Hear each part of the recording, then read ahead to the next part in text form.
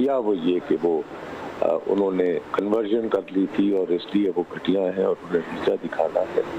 तो ये तो एक सोच है और उस सोच को वो रिफ्लेक्ट करते हैं और ऐसी सोच दुनिया में होती है।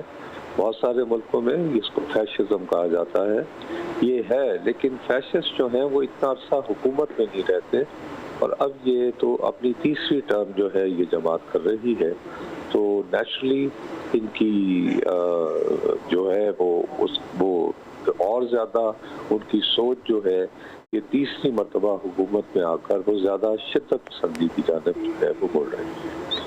ठीक हो गया। Thank you very much Nusrat Javed साहब, बहुत शुक्रिया आपके वक्त का। नुसरत जावेद सीनियर सहाफ़ी तज्ज़ियाकार हमारे साथ मौजूद हैं। हमें सादिया सत्तार ने भी ज्वाइन किया है जो कि माहिर हैं कश्मीर अमूर के हवाले से, उनसे भी हम तज्ज़िया ले लेते हैं। सादिया साहिबा बहुत शुक्रिया आपके वक्त का भी। ये जो डेवलपमेंट जिस पे हम जिक्र कर रहे हैं और अभी तर्जुमान पाक फ़ौज ने भी कहा है कि ये भी ऑन गोइंग सिचुएशन है जिस पे वक्तन फ़वक्तन वो आगाह करते भी रहेंगे। लेकिन कल जिस तरह से एक्ट किया गया भारत की तरफ से और पाकिस्तान ने रिटालिएशन जो की है, आप इसको कैसे समझती हैं? और आइंदा आने वाले दिनों में जाहिर है ये सिर्फ पाकिस्तान और इंडिया का मामला नहीं है, ये ओवरऑल खत्ते के अमन का मामला है।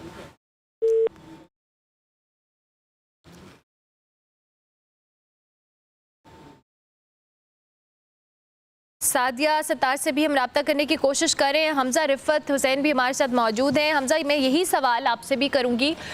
जैसे हमने कहा कि ये सिर्फ इंडिया और पाकिस्तान का मामला नहीं है, ये खित्ते के अमन का मामला है और इंडिया को इस चीज़ की रियलाइजेशन होनी चाहिए कि अगर वो इस तरह के एक्ट्स जारी रखेगा तो उसको कहीं ना कहीं रिटालिएशन जो अभी मिल रही है ये आगे जाकर पाकिस्तान की जानिब से और भी संगीन हो सकती है, क्योंकि हम इनिशिएट नहीं करें लेकिन we have all the right to retaliate.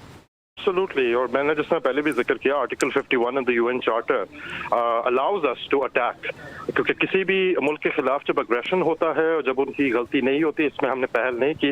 Hindustan के जो नैरेटिव है कि पहलगाम के जो दहशतगर्द है वो पाकिस्तानियों ने भेजे, हमारी एजेंसीज ने भेजी हैं विदाउट एनी एविडेंस, इसका मतलब साफ सी बात है कि इंडिया इज द अग्रेसर। उन्होंने सिविलियंस को टारगेट किया और मैं नुसरत जावेद की बात को सेकंड कर रहा हूँ कि उन्होंने जब सिविलियंस को टारगेट किया that is basically an act of war.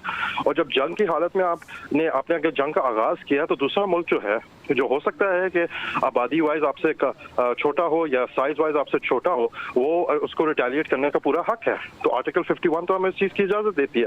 और अभी अरमाला होगा ये कि जो सिस्टमैटिक प्रोपेगेंडा हिंदुस्तान प्रमोट कर रहा है, anti Muslim, anti Pakistan army, जिस किस्म के आई एम सॉरी ये जो विट्रॉयल ये फैला रहे हैं हिंदुस्तानी मीडिया के अंदर, इसका मतलब यही है कि ये जब तक मोदी सरकार है इस तरह की चीज हम आगे भी एक्सपेक्ट कर सकते हैं। तो बेस्ट तरीका यही है कि हम इनको साफ से सिग्नल दें, जिस तरह हमने आज इनके 8 तैयारे गिराए हैं, 8 पायलट्स को हमने जो है वी किल्ड देम, यही जो एक रिस्पॉन्स है ये हमें आगे भी देना चाहिए और हिंदुस्तान को।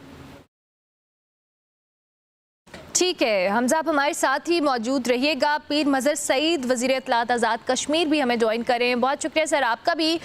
मैं आपका भी इस हवाले से ओपिनियन चाहूँगी, जिस तरह से अभी हम बात कर रहे हैं कि जो पाकिस्तान ने जवाब दिया है, पाक आर्मी हो, हमारी कौम हो, सब फ़ौज के शाना बशाना खड़े हैं इस चीज़ को काउंटर करने के लिए। वी वर प्रिपेयर्ड और हमने इस चीज़ को बहुत दफ़ा बारहा दुनिया को बताया है, इंडिया को बताया है कि अगर आपको चीज़ को किसी बात का आगाज़ करेंगे, किसी भी तरह का कोई एक्शन लेंगे तो पाकिस्तान उसका जवाब देने का पूरा हक रखता है। और पाकिस्तान ने बहुत भरपूर तरीके से एक मैसेज लाउड एंड क्लियर दे दिया है।